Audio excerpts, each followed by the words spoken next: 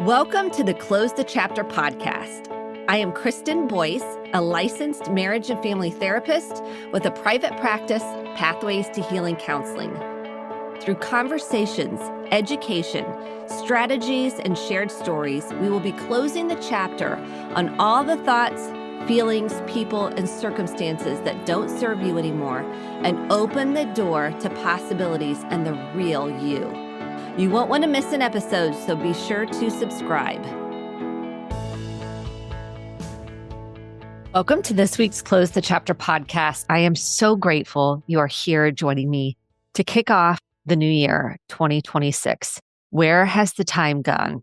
It has gone so fast. I can't even believe it's another year. And it's a time to reflect and get connected to yourself. So this episode, we're going to be talking all about the new year and choosing your word for 2026 and how it's a mental and emotional reset. We're focusing on you. We're focusing on your mental health and emotional well-being. We're not putting you last. We are starting to prioritize your health. And that's why this episode is so important. And I want to talk about picking one word. I've done this every year. If you've listened to my New Year's podcast, you know I pick a word. I have my family pick a word. And it's a rumble for me. I journal. I do kind of a prayer meditation, really inviting the word to come to me and what I need for the year. And last year it was pray. And that was a word that helped anchor me tremendously. The year before it was vessel, that I want to be a vessel for love and light and presence. And that was a significant word for me. Sometimes the words don't really have a lot of meaning, and sometimes they do. So it's a matter of letting the word come to you through reflection, prayer, meditation. Maybe you're outside on a walk and you hear it. Maybe you're in your car driving. What it really is, it's for you to center your nervous system, which is very different from resolutions. And I want to talk a little bit about that. Choosing one word rather than a whole New Year's resolution. Not that I don't believe in resolutions, but I think it sets up a lot of perfectionism. This isn't about becoming a new person. It's about coming home to yourself. And I know a lot of us are tired. We're overwhelmed. Maybe you've been emotionally stretched. Maybe you feel burned out. Maybe you're in a grief season right now and you have no motivation. You're lacking inspiration or creativity. And I just want to say this word is to help nurture you. It's not to, I want to say, shame you. And so I really think sometimes we pick words or we pick resolutions that activate perfectionism and shame. And one word, this is what I hope this does for you, is it supports your nervous system regulation, focus without feeling overwhelmed, self-compassion over self-criticism. And I hope that the word is an anchor and not a demand. And it encourages curiosity instead of judgment. So that's what the word is for. And I really hope that you can take this and spend some time in self-reflection. So what did 2025 ask of you? And I want you to write this down. So if you have pen and paper, I want you to take a moment and ask yourself, what did 2025 ask of me? And for me, 2025 was a little bit of a blur. I mean, it was there, but when I reflected, I did a lot of anchoring in prayer. And that's what 2025 was for me. It was anchoring in prayer and surrender and releasing and letting go and trusting the process. My word was trust 3 years ago. You can see how these are all tying in together. They all work together to help my nervous system say, you're safe. It's okay. No matter what the outcome, it's going to be okay. You can handle it. And that's really what my words lead back to. It's help me be a vessel for love and light. Help me anchor my nervous system so I can be present for others and offer that love and light through me. It's not about ego. And you'll know when you pick a word that's about ego, you're looking for a certain outcome in terms of value. Maybe you're looking for acknowledgement, worth, significance, lovability, importance. Those are all egoic, meaning they're trying to fill a hole in your soul. What this one word is meant to do, it's meant to create a felt safety in your nervous system It's meant to anchor you and come back to yourself. Meaning, are you expanding? Are you growing? Are you evolving? Or is this word going to keep you stuck? And we want a word that's going to do that. It's going to evolve you. And that's why rumbling through the word makes sense in doing reflection on 2025. Okay, what emotions showed up most from last year? I want you to think about that. What emotions showed up most from last year? These are prompts that I want you to write down. If you need to listen to this again, that's beautiful. Listen to it as many times as you need to. Where did you feel depleted? So when we self-reflect, we have more self-awareness and we get clearer. We all want clarity. That was one of my word options for this year, was clarity. Didn't end up picking that word because I rumbled with several words, and I'll intertwine those here. Another word that came up was joy, that I wanted to have more joy in the moment rather than be thinking about what I need to do next, what task has to be done, what the next thing is on the calendar. I wanted to be more present and filled with joy. So that was one of my other words. Clarity and joy both came up for me. Another question to reflect on is, where did you grow even if it was painful? Where did you grow even if it was painful? Pain is the portal. I hate saying that because we can evolve without pain, but I do believe pain is the portal to expansion. Because think about it, when you're in pain, you are, I won't say desperate, but desperate to have it go away, maybe. Desperate for clarity, desperate for it to be lifted, the heaviness to be lifted, to have more peace, inner peace. Then the last question I want you to reflect on for 2025, you can go further back if you want to. Don't be constrained by the question. What patterns keep showing up in your life? What patterns are you repeating over and over and over? And that might look like a pattern you're repeating is, I don't want anyone to be mad at me.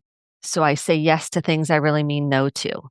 I do things that feel out of alignment with my values or who I am. I constantly am thinking about what they feel rather than what I feel.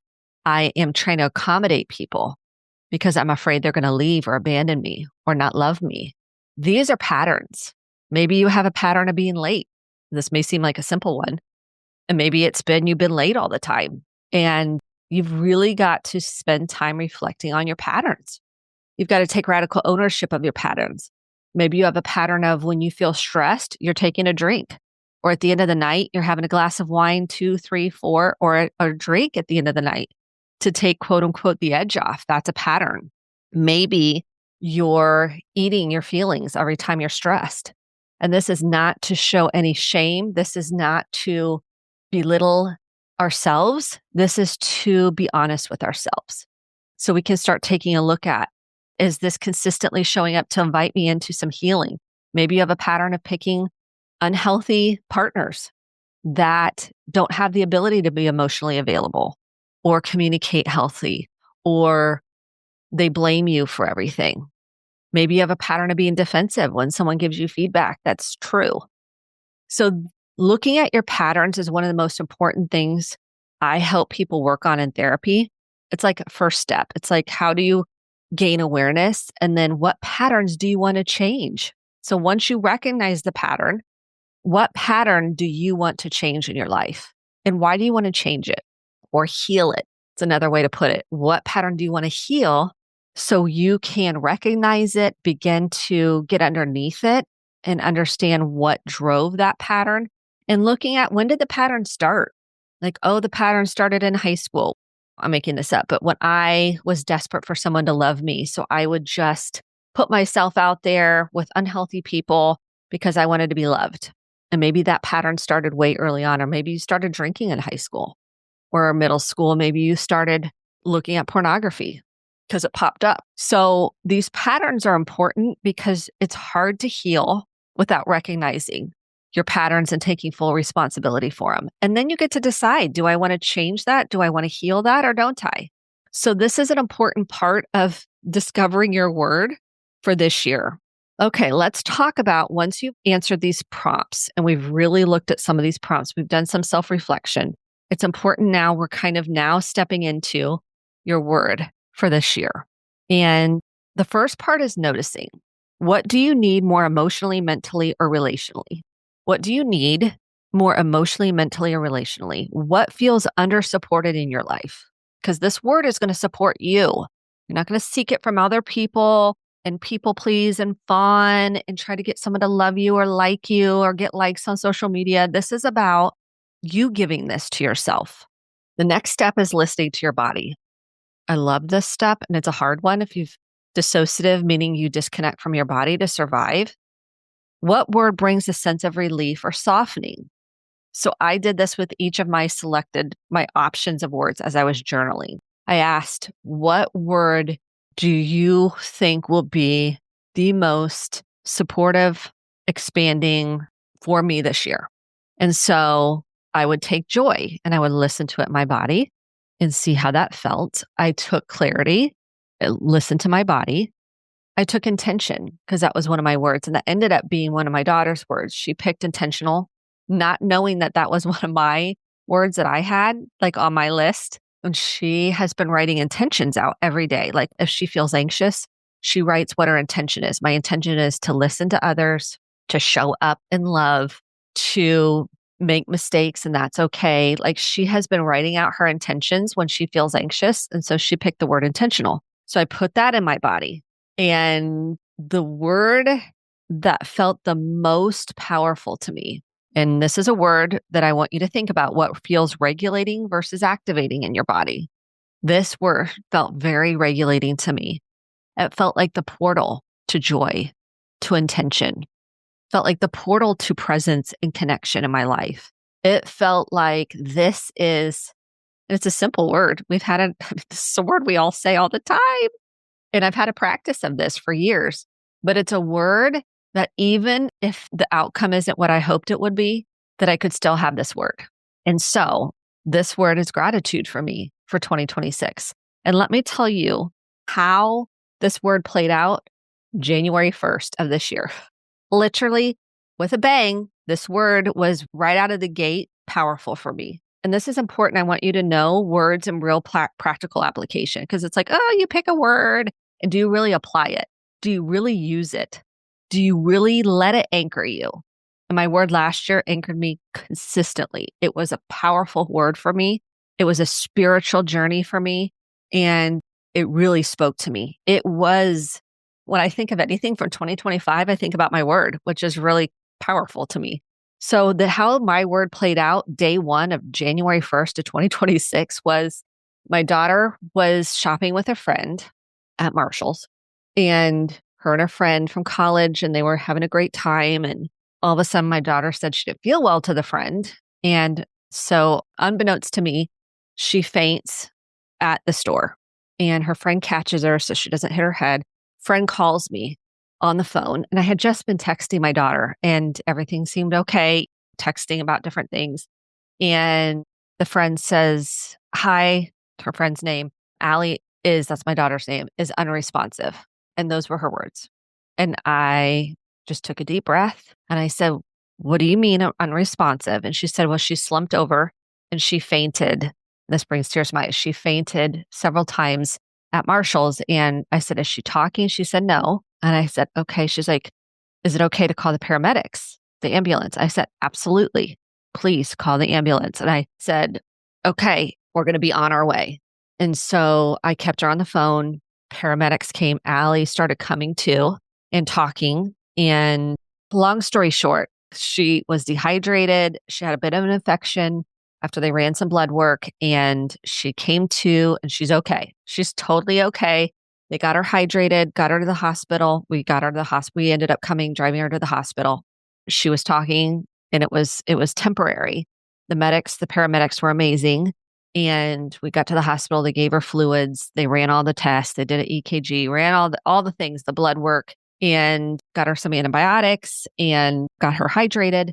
And long story short, my word of gratitude came right into play. Gratitude for her friend. Bless her sweet, sweet heart, who had her CNA, I believe it's called. She had worked at a nursing home. She was fully aware of what to do. And the fact that she got on Allie's phone to call me The fact that the paramedics and there were strangers at the store that gave her water, took care of her. And I'm in the hospital, gratitude for the doctor. Meanwhile, the Rose Bowl, we live in Indiana, and IU, Indiana University, was playing in the Rose Bowl. He was watching the game, but he was also attending to us, which was lovely. We had support and she had support, more importantly. And I was grateful to find the gratitude in each moment. So my word played out immediately, immediately, day one. Here it is. And it's my anchoring word for this year. So, what anchors your nervous system and regulates it? That was an anchoring word. And I really believe your word will help your body regulate better. And when you're picking a word, step 3 is releasing the shoulds. So, don't should all over yourself words, not aspirational hustle words, not what looks good on Instagram or social media. The word feels supportive and not demanding. Okay. One of my other daughters had her word was push. And I go, sit with that in your nervous system. And then she ended up with intentional because it didn't feel quite regulating in her nervous system. Here's examples of emotional anchoring that we want it to feel healing, which is gentle, safe. So, for example, if you pick the word growth, you might say, okay, expand, trust, brave. Boundaries might be, you might feel like, I want to feel rooted. Like rooted might be your word. Just think about the word and how it feels in your nervous system. Okay, how do we integrate this in? How to work with your word all year. So it's one thing to pick a word, it's another thing to use it all year. I had my word on a Post-it note. I journaled about it regularly. I actually bought a journal with my word on it. You don't have to go to all this length. You don't need to. It's what works for you to anchor you and remind you. Here's a check-in. Am I honoring my word today? Is my word speaking to me today? So you might journal about your word. You might do breath work around your word. You might be in therapy and bring it up to your therapist and say, this is my word for this year. Have your therapist check in. You might tell your friends, your partner, here's my word. What's your word? We do this in our family. So my poor kids are like, my mom is a therapist, but I do this every year. I've written their words down every year and we've reflected, like, how was your word for last year? I do this with my team at Pathways to Healing Counseling. All of our therapists pick a word and we talk about how was your word for last year? And some are like, I didn't even remember my word for last year. It didn't really hold any weight. Some are like, it was my guiding light in my life last year. Like it really helped me last year. So there's no expectations around it. It's more or less for you to get more connected to yourself. So just know that. And so our family this year, one of my daughters picked focus because she needed to kind of get locked in at college and get more focused. And so she picked the word focus and that helped her nervous system. Again, my other one picked intentional and I picked gratitude and my husband picked time. He wants to be more careful with how he spends his time. Really, it's kind of like intention and know that time is precious and meaningful. And so the word needs to resonate in your soul, in your spirit, in your heart center. And then you're going to use it throughout the year. You're going to do check-ins with your word. And I want to go through reducing, like, there's just this one word. You're not going to pick the wrong word. You can always pivot and change it. If you're like, that word didn't really, I've done that previous years. Like a word didn't resonate. And I was like, this is not really hitting. So you can change. Like, don't be constrained by, oh, I picked that word and that's the word I have to have. If it's not working, it's not resonating, pick a different one. Maybe you need a mantra or a phrase. So don't be constrained by that. Maybe you need an image. That's okay. There's no wrong way to pick a word.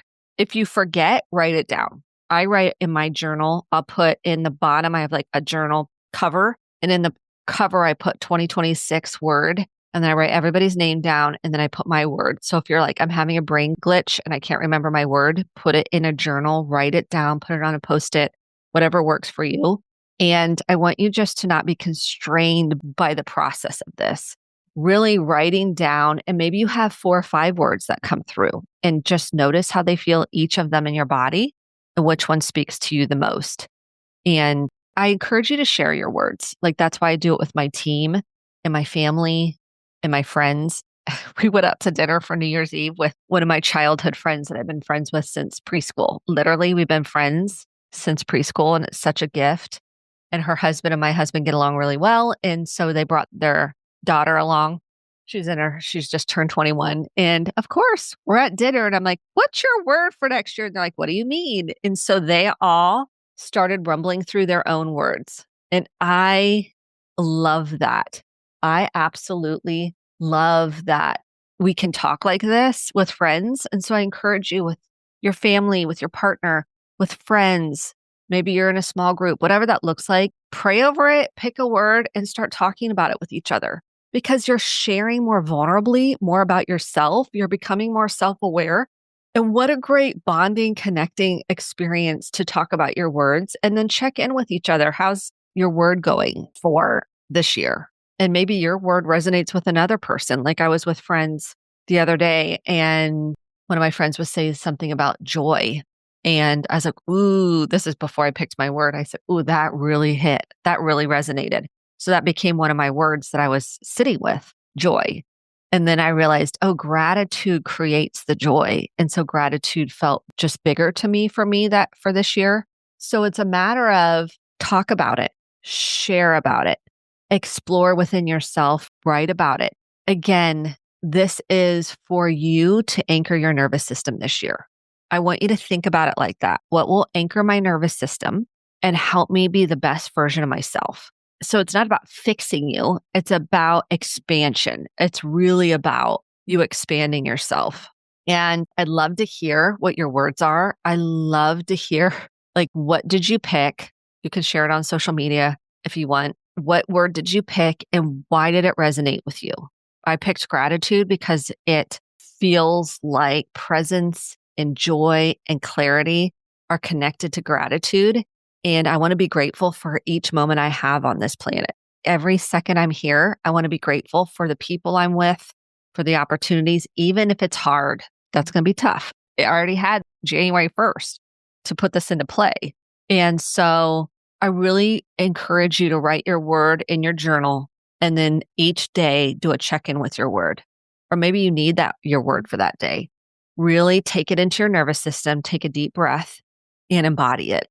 Embody the word and let me know how it goes. I'm cheering you on. I'm so proud of you that you are here. You're listening to this podcast.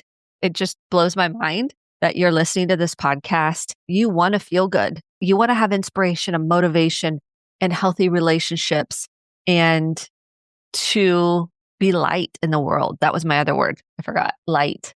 Light was my other word. But I realized gratitude brings light because I want to be light in the world with my own self, with my family. And sometimes it's really hard. If you're stressed out and you're overwhelmed and you're in grief or you've got so much heaviness going on, light can be hard. Gratitude can be hard to find. These were some of the words I rumbled with, and I cannot wait to hear how this goes for you. I'll try to do some podcast episodes checking in on your word, giving you some more journal prompts. And I hope the prompts today are impactful, meaningful, and helpful on your journey to healing, to evolution, to feeling the most peace and clarity in your life. Grab the journal for free that I have. If you want that, I do a gratitude exercise in it. It's at kristendboyce.com/free resources. And just know I am grateful. I have so much gratitude for you listening and taking this and implementing it in your life. Thank you for sharing every episode that you've shared and being here and being part of this amazing community of emotional connection. I love you. I believe in you. And you matter. You're worthy and you're enough. And you're lovable just the way you are. And here's to another year of expansion, love, light, gratitude, intention, joy, whatever your word is for the year. I hope you have it in abundance. Thank you so much for listening to the Close the Chapter podcast. My hope is that you took home some actionable steps along with motivation, inspiration, and hope for making sustainable change in your life. If you enjoyed this episode, click the subscribe button to be sure to get the updated episodes every week and share with a friend or a family member. For more information about how to get connected, visit Kristen, KRISTEN, Boyce, BOICE.com. Thanks and have a great day.